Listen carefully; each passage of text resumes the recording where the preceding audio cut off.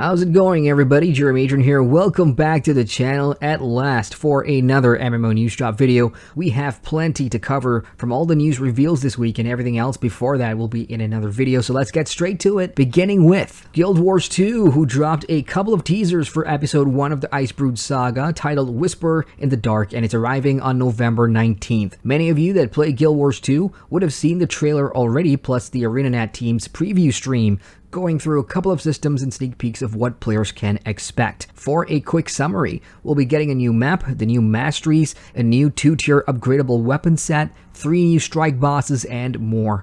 I'm really liking the look and feel of this episode's teaser trailer so far, which is playing in the background.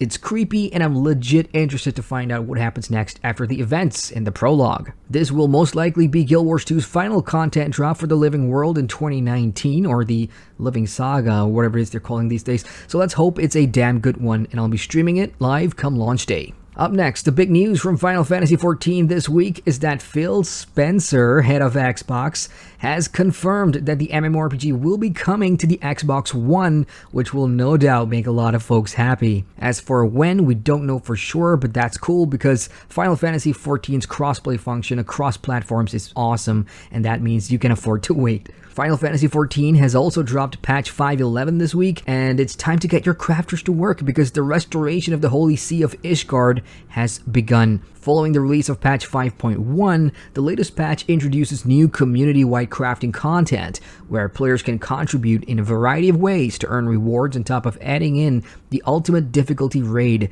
the Epic of Alexander, which should make the hardcore raiders pretty happy. Expect new mounts, minions, emotes, housing furnishings, hairstyles, and a bunch more in this patch. Square Enix has also teased content as far ahead as patch 5.15 or 5.15, including a new PvP frontline map, which is the Onsal Hakire, and the Blue Mage updates, which will see the level cap raised to level 60 and much more. Okay, it's time to talk about what Pearl Abyss have been up to, arguably the biggest Korean MMORPG studio on the market today, and they've had a busy week. Firstly, new IPs and games have been announced. At the G-Star convention held recently, Pearl Abyss announced a total of 4 new MMO games. Let's start with, in my opinion, the biggest of them all, and that's Crimson Desert. Wait, what? Like Black Desert, the studio's most popular MMORPG? Well, yes. Crimson Desert has been in development since 2018, and the game is set in a fantasy online world on the continent of Pywall. The MMO will have an action combat system, which is to be expected here, and it will be aiming for a beta test for PC and console sometime in 2020. Is Crimson Desert and Black Desert related at all? According to the developers on the panel, not really, although they do look alike, which can cause confusion among players wondering why there's a need for a second similar type of action MMORPG and why are they named so similarly. As we get more details, this will be an interesting game to dive deeper into and point out the key differences between both of these desert MMORPGs. Secondly, hey, remember the Shadow Arena. For those who don't, Shadow Arena was a battle royale game mode that first appeared within BDO itself, and it is now making a comeback as a standalone version.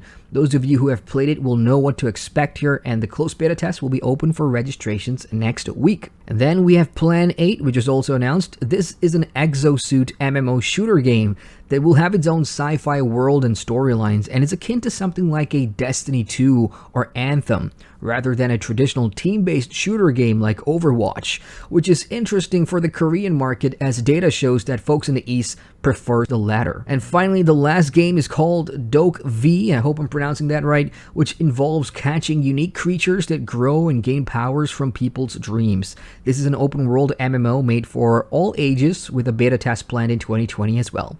Overall, Pearl Abyss has come out big with this new lineup, so let's hope for more info soon so we can dissect these games thoroughly.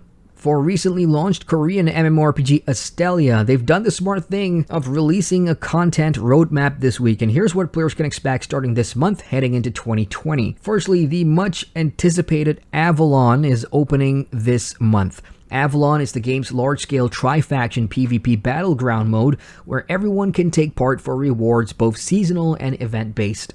and it's the one thing I've been waiting patiently for so I can finish my damn review for the game. I didn't see a mention of the exact date, but it's definitely coming this month. Besides that, players at the end game will be getting a new zone called the Mjolnir Mine, which offers plenty of activities to pick up some class-specific treasures.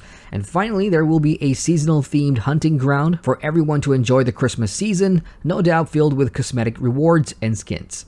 As for next year and beyond, the roadmap mentions a new Estelle companion, a guild arena, new dungeons, and a 12-player raid, which sounds interesting, just to name a few. Let's hope ASTELLIA delivers on all the above and that it keeps itself afloat in this highly saturated MMO market. TERA has got some new stuff too, thanks to the V87 update that launched earlier in the week. V87 focuses on bug fixes, class balance, and gameplay experience for all players, and it also launched alongside the new Celestial Experience event, which will make it easier for players to reach level 68 and start their adventures in Baradhor. Each day during this event, players will receive Celestial Scales for completing their first Vanguard request, and you'll get a chance to earn additional scales from defeating dungeon bosses who will drop a box and key. These scales can be spent to acquire experience boosting scrolls for characters level 65 and up, and for characters that are already level 68 or higher, these scales can be spent on other things like getting a Celestial Dragon mount. Upon reaching 68 with your first character on the server, you can get temporary gear to help you begin your Baradhor adventure, and then you can replace that temporary gear with more permanent versions. Moving on, this week also saw the launch of Kingdom Under Fire 2, the long-awaited sequel to Kingdom Under Fire, a hybrid strategy action MMO that's now officially released in the West for the PC. If you need a refresher, Kingdom Under Fire 2 is set in a fantasy world where three powerful factions compete for control over the land of Bersia. Players will choose from several hero classes and focus on building up their individual characters or command massive armies like any good general would do. It's a flashy kind of game, full of action which screams typical Korean, and it does look kind of fun, I will admit. Anyway, if you're interested to check this one out, be sure to head over to the official website. Okay, who's ready for some new MMO titles? Here's a couple to check out. Mobile mostly, but hey, there's a market for that. So let's start with Fantasy Earth Genesis. Surprise, surprise, Square Enix wants to bring this Japanese exclusive mobile MMO to the US market for the first time. Most folks outside of Japan will probably not know the game. Fantasy Earth Genesis was released back in 2018, and it's a sequel to Fantasy Earth Zero. The game features huge open battles where players represent kingdoms and expand their territory. Yeah, it's that kind of game which makes me wonder if it will be popular at all. Square Enix doesn't have a release date in mind for the West, but there should be a beta announcement pretty soon, and I'll let you know when that happens. Next up is Ni no Kuni Cross Worlds, which is a mobile MMORPG that was revealed during the G-Star conference this week too, and fans of the franchise will be able to get their hands on the game exclusive to iOS and Android devices sometime in 2020, but in Japan only. The game is made by Netmarble, and you can see the preview playing in the background. It has 5 classes, PvE and PvP, real-time hack-and-slash combat, and if it proves to be popular enough, it may even cross over to the West in due time. And that's all I've got for now, folks. It's been a while since my last news drop, and trust me, I've still got plenty I want to talk about. Shadowlands, Diablo 4, and all the other major announcements and releases I've missed coming into November, so hey, stay tuned for that. As always, if there's news for a game that you play which isn't covered here in this weekend's news drop, share it with us in the comments section down below. So hit the like button for the love of MMOs and feel free to subscribe to the channel. It's free and it keeps you notified whenever a new video arrives. Once again, I'm Adrian and I thank you for watching.